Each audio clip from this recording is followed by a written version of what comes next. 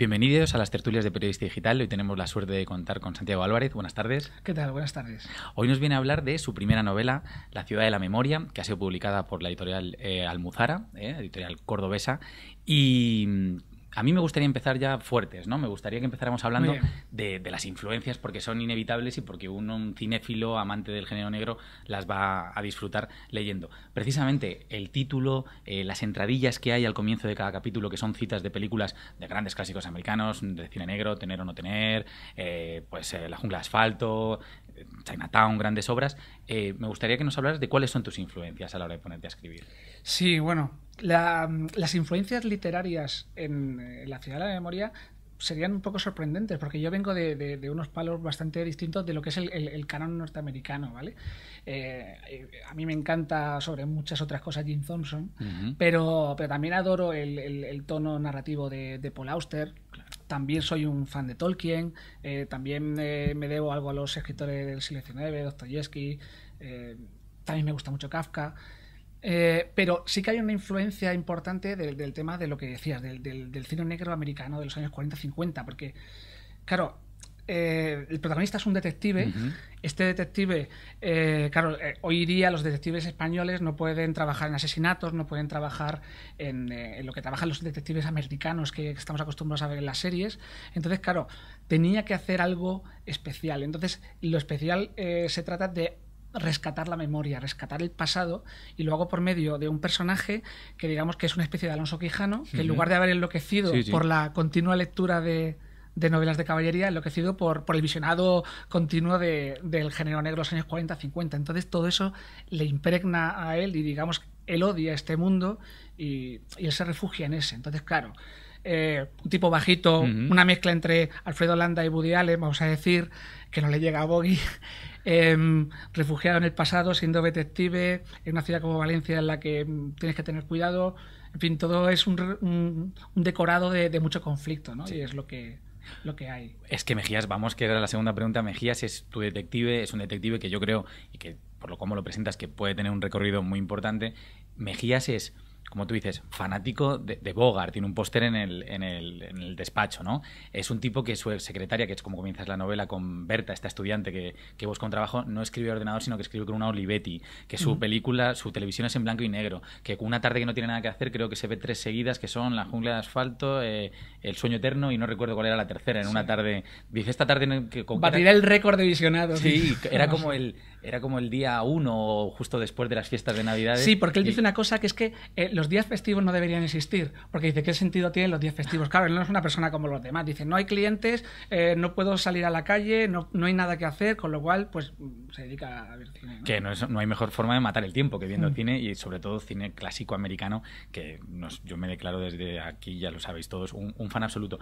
Y la personalidad de Mejías me gustaría que comentáramos, porque Mejías, aparte de toda esta cuestión del fetiche, ¿no? Porque todo esto que decimos son fetiches, también tiene una forma de actuar dentro de la trama, sin desvelar mucho. Por ejemplo, él le contrata una familia para una investigación, los Duo Screech, pero le interesa más cuando la familia no le quiere, le interesa más cuando le ponen trabas, ¿no? Aquello del detective que no ceja en su empeño, que también es muy clásico, y sigue adelante independientemente de quién le paga o quién no le paga.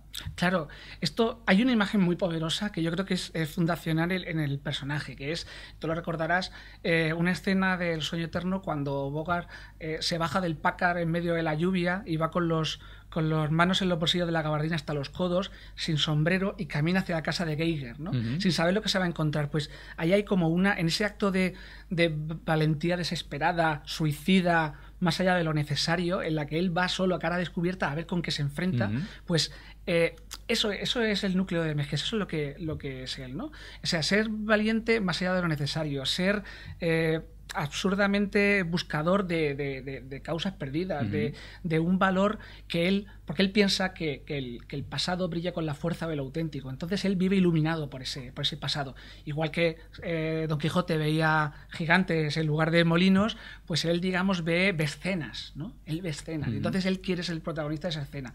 No es que esté enfermo del todo, pero es una especie de locura que le granjea muchos problemas, pero también es una inspiración gloriosa en ocasiones. Bueno, es que precisamente no hay nada más literario cinematográfico que la figura, no es que él sea estrictamente eso, pero la figura del perdedor o del que se deja perder. A mí había ocasiones en las que leyendo me recordaba escenas de cine negro, porque él muchas veces se deja perder en un momento dado, quiero decir, se deja golpear al decir una frase concreta. Estoy acordándome ahora de cuando intenta entrar en el garito de Seb, Dugo Screech, de uno de los hijos, que le golpea el portero, que resulta que luego tiene una filología en literatura, y a mí me recuerda pues en Adiós muñeca, cuando se deja golpear, es decir, que a lo mejor le sueltas la frase certera, te llevas un golpe y dices, pero bueno, está bien, una cosa por la otra. Claro, él lo asume, digamos, con deportividad como parte de su trabajo. O sea, hay un momento en el que también Berta le echa en cara de que está en un trabajo peligroso y le dice, bueno, esto es así, o sea, de vez en cuando un par de golpes, esto no es nada personal, esto es el trabajo, ¿no? Que realmente el trabajo no es así, evidentemente, pero es que él vive en ese mundo y creen que es necesario recibir heridas para hacerse más fuerte, ¿no? Claro, es como digo, complicado vivir a su lado, ¿no? Y tiene un personaje que lo intenta. Hay otro juego que hemos comentado fuera de cámaras y me gustaría que habláramos aquí también, que es en el que él escribe unos informes que son supuestamente para el colegio, ¿no? de detectives, y que uno cuando empieza, desde muy pronto empieza a leerlos, también le llaman la atención, ¿no? Porque están muy convertidos en literatura, muy convertidos en cine negro, y él lo hace para transformar la realidad, porque en un momento dado incluso le explica a Berta, que es esta ayudante, cómo son esos casos realmente, ¿no? Lo crudos que son, y prefiere camuflarlos. Aquí hay un juego entre, tú me decías además, entre la realidad y la no realidad, hay un juego entre cómo podemos transformar, ¿no? Nosotros a través de la literatura, de la ficción, precisamente, esas realidades. Claro, es que la realidad es feísima, la realidad es horrible, la realidad es caótica, nos inunda con un montón de inputs, de entradas. Ahora que tenemos Facebook, que tenemos Twitter sobre todo, es que somos por primera vez en la historia de la humanidad capaces de saber todo lo que pasa en el mundo al mismo tiempo. Es terrible, ¿no? Entonces, no hay manera de ordenar eso. Entonces, la mejor manera de intentar comprender el mundo no es por medio de la realidad, sino por medio de la construcción de verdades o de cosas auténticas, ¿no? Entonces, en el fondo, eso es lo que intenta Mejías.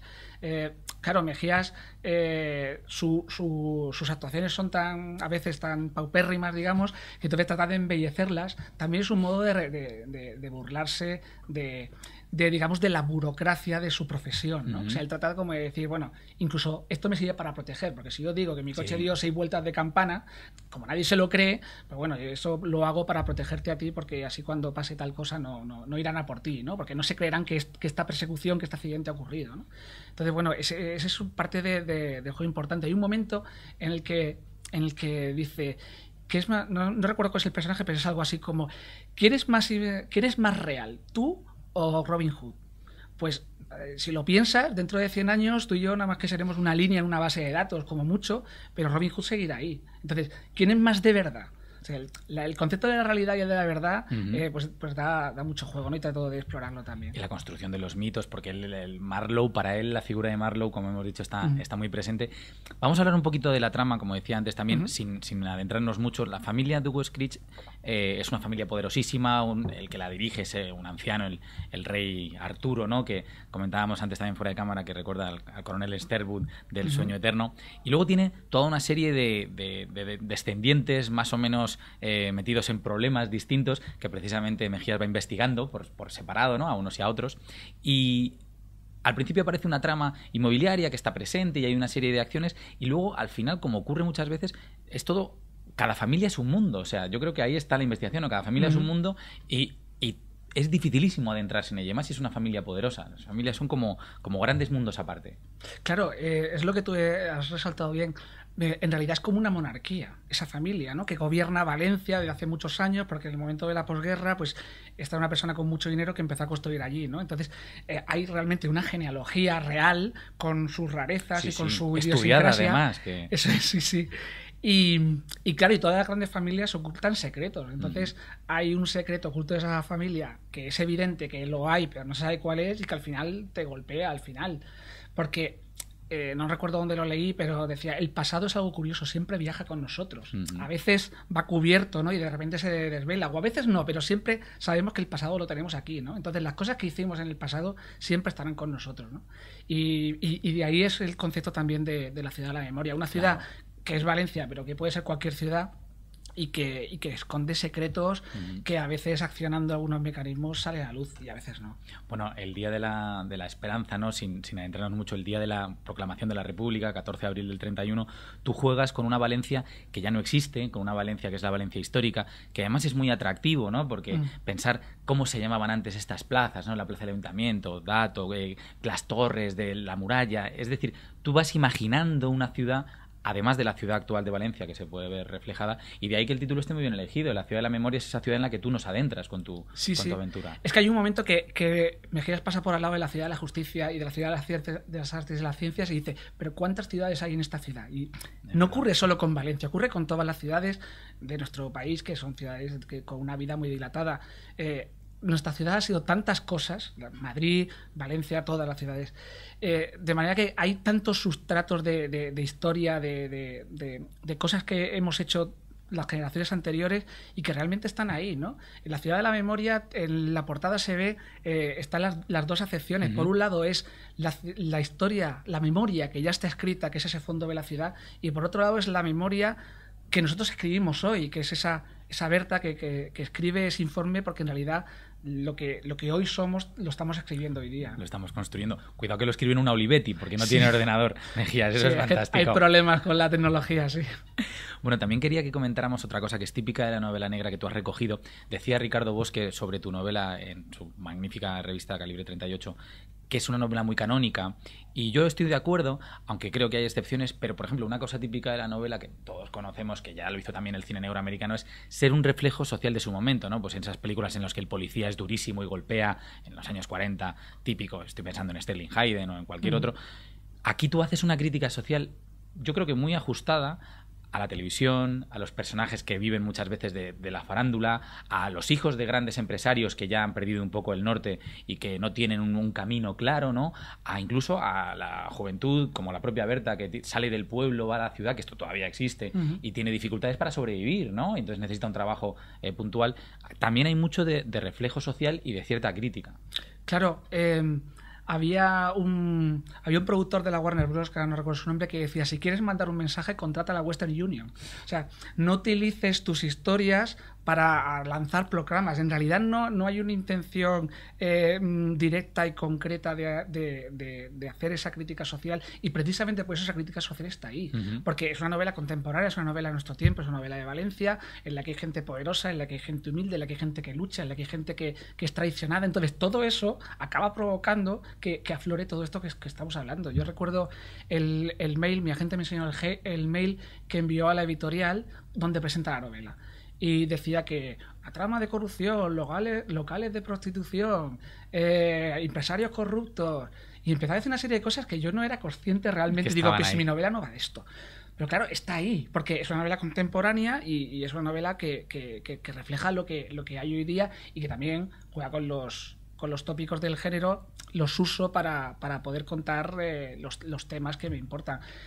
Como todas las novelas, yo creo que hay que intentar tener distintos niveles de lectura. Sí, se puede leer como una novela de aventuras, simplemente, y se puede leer como algunas cosas que van aflorando ahí, ¿no? Hombre, los sustratos que tú dices están presentes desde el momento en el que hay un detective que hace una investigación, las visitas del propio detective. A mí otra cosa que me llamaba la atención era los momentos en los que el detective vuelve otra vez a la casa familiar de los Dugo Screech a decir, ha pasado esto, ha pasado lo otro, porque estaba pensando en la figura de Marlowe, en cualquiera de sus formas, ¿no? Volviendo a la casa a preguntar, ¿qué pasa? ¿Qué es lo que está ocurriendo aquí? Y luego los lugares arquetípicos digo el cine, porque es más el cine, aunque también la novela, que son el burdel, el pavazahar, que son el pasado, que es un punto en común, la familia es otro de estos. Es decir, tú has elegido grandes elementos de la novela negra y los has actualizado para reflejar esta ciudad, ¿no?, de la memoria. Sí, es que claro, es que lo que tú dices está encajado con el género negro antiguo, lleva el barniz del pasado, Mejías es así, y es que realmente era la única forma de hacer que todo encajara. Las citas de cada capítulo no están escogidas al azar. Yo me he tirado mucho tiempo volviendo a ver las películas con libreta en mano, tratando de localizar citas que tengan que ver con lo que ocurre en el capítulo, porque también es la forma de entrar en el juego de esto es una película, película, esto es algo que pasó, esto es algo que podía pasar, cómo me motiva a mí esto que pulsa dentro de mí, ¿no? Entonces, la ciudad de la memoria, o sea, es nuestra memoria. A mí me gustaría que nos hablaras también, sin desvelar nada, pero yo es un tema que siempre quiero tratar, que es el de la traición, ¿no? Aquí hay traiciones muy poderosas que no podemos desvelar, pero las hay, existen, y yo siempre pienso que la traición es algo que siempre le llamamos mucho la atención, pero que es algo muy nuestro, muy humano, o sea, donde hay humanidad hay mucha traición. Y aquí precisamente pasa eso, ¿no? Los personajes más humanos son los que traicionan. Entonces, ¿qué es la traición dentro de esta novela y dentro de tus letras? Claro, es que yo creo que el detective privado es el epítome, el ejemplo de lo que es el investigador del alma humana. O sea, a mí me gusta Jim Thompson precisamente porque explora nuestras miserias. Entonces, cuando no se trata de resolver un crimen. Yo siempre lo digo, aunque esto quede muy mal decirlo, pero yo cuando escribo una novela a mí no me importa si se resuelve el caso, ¿no? O sea, porque no me parece importante. Lo que me importa es el precio que eso lleva, ¿no? Hay veces que hay traiciones, hay cosas del pasado que salen a la luz, que resuelven el caso y que nos arrepentimos de que hayan salido a la luz porque lo cambian todo, ¿no? Y aquí ocurre, ¿no? La traición es algo tan humano y las tentaciones, ¿no? Que a los que estamos sometidos, que en circunstancias extremas como ocurre ahí, pues son cosas que esto se podía haber dado. El secreto que ocurre ahí es un secreto que se podía haber dado en la vida real, pero del cual no lo sabremos, porque puede destruir familias, puede cambiarlo todo, ¿no? Entonces, realmente yo creo que, aunque queda mal decirlo, porque el género está peleado con algunas nomenclaturas de la literatura, pero es explorar el género humano, la condición humana, que algunos géneros se apropian, y no es así, ¿no? Entonces, yo creo que la novela negra nos ayuda a bucear en la sombra que tenemos todos. Claro, si al final yo estoy muy de acuerdo con lo que comentas, si la literatura en general es el reflejo de la naturaleza humana, pues te puedes aproximar a la naturaleza humana desde una perspectiva más negra, más histórica, más romántica, pero si hay un drama, si hay un conflicto humano, pues ahí es donde está la clave de estos asuntos. Y me gustaría que habláramos también de cómo construyes la novela, ¿no? Porque la novela tiene 3 partes, es, como decíamos, canónica, primer acto, segundo acto y tercer acto, con su presentación, nudo y desenlace, aunque no exactamente, no están separados así, pero sí hay una presentación de personajes, sí hay una trama ya contundente y una resolución, porque se resuelve, pero tú te has dado, y además lo comentábamos también antes, cosa que está muy bien, tus espacios para escribir. Es decir, no has querido resolver rápidamente ni dejar cosas que se quedan por supuestas, sino que has querido darte tu tiempo y tu extensión a la hora de hablar, por ejemplo, de los informes que hace Mejías, de las escenas de acción, hay persecuciones de coches, hay golpes, hay amenazas, pistola en mano, hay una serie de cosas que son muy de acción y muy vinculadas al género, que se pueden explicar de muchas maneras, y la manera en la que tú has elegido, que me parece una manera además estética, es a través del desarrollo, las has desarrollado. Cuéntanos cómo has hecho este proceso. Sí, bueno, yo es que yo doy algunas clases de temas de creación literaria y tal, y hay un tema que me interesa mucho y que he estudiado mucho, que es el tema de la estructura narrativa, ¿no? Entonces, en literatura, en la mayoría de los talleres literarios no se habla de estilo, se habla del tono, se habla de los personajes, de los decorados, de la documentación, pero se habla muy poco de las estructuras. Cuando hablamos de escribir cinematográficamente, muchas veces creo que usamos mal ese término, porque decimos que si lo escribimos con frases sencillas y de manera visual, eso es escribir cinematográficamente. Y yo creo que no, porque para escribir cinematográficamente es escribir a base de escenas y que las escenas se encadenen, que haya, pues eso, 3 actos con sus 2 puntos de giro, con su midpoint en medio, a partir de cual la aventura cambia, ¿no?